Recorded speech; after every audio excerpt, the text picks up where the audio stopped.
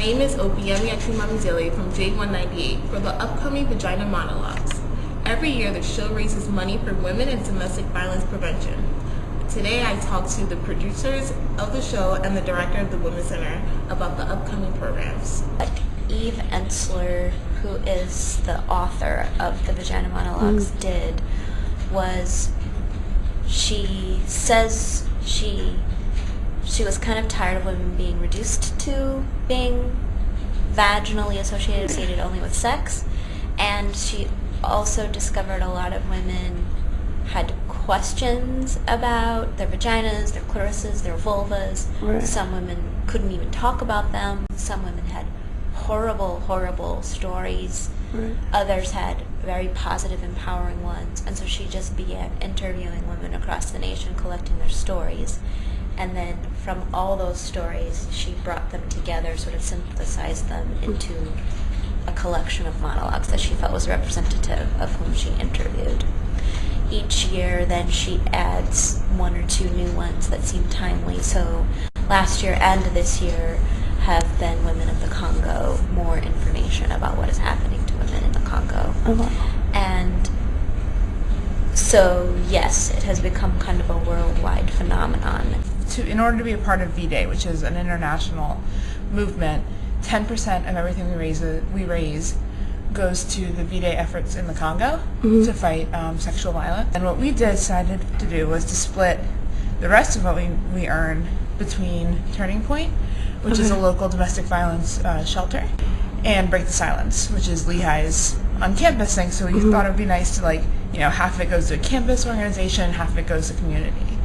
And then this year, after what happened in Haiti, we'd already promised all of our money to our beneficiaries. What we decided to do was, if we make anything over our goal, which is $20,000, we'll give all of that to V-Day's efforts in Haiti. Like last year, we surpassed our goal. This year, we're hoping to surpass it again. That would be the most rewarding thing. And everyone's like, oh, it's always about money, but we don't see a penny of it. It all goes to our charity. We get a lot of stuff donated, that the t-shirts, the tickets, it's all donated from departments and stuff like that. So seeing, giving the money away to the beneficiaries and how much they appreciate it is definitely the most rewarding. My favorite part, particularly of the Lehigh version, is seeing so many students, faculty, and staff in a different way than they usually do. Seeing them sometimes come alive, because sometimes there are people who, in everyday conversation with them, they seem sort of reticent or quiet, and then when they do their monologue, they're a much different person, and they're joyous, or finding something empowering even in the monologues that seem the most crushing. The most rewarding thing I would say is watching people grow as a cast. You see friends, or you see people that were never friends that become friends through the cast. And there's a process the students have to go through to produce it. They have to register and get approval from the V-Day Foundation.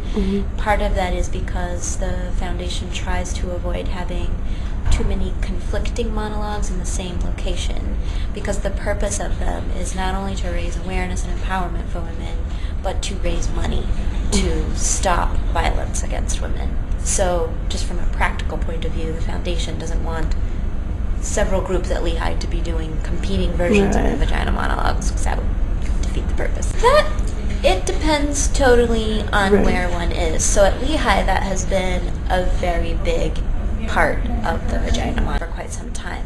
In other places, you might not see anything. So I believe the Banana Factory is actually doing another production in March, and I'm not sure that they will have other events associated. There may be passive or informative ones, but not necessarily the active kind of things that the producers here do.